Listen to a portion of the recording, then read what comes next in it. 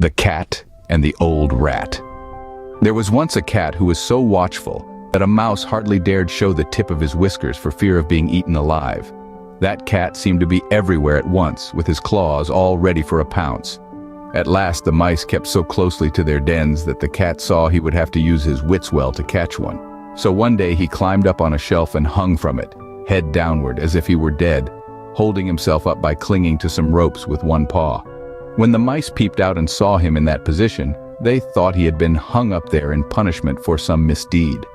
Very timidly at first, they stuck out their heads and sniffed about carefully, but as nothing stirred, all trooped joyfully out to celebrate the death of the cat.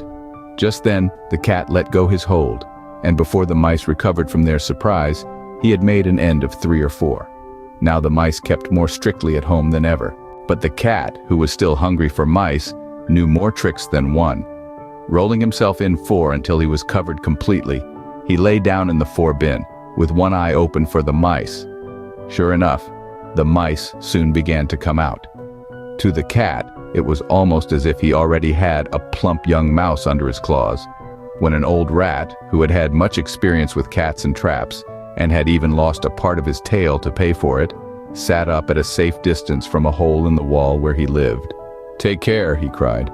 "That may be a heap of meal, but it looks to me very much like the cat. Whatever it is wisest to keep at a safe distance." Moral of the story is, the wise do not let themselves be tricked a second time.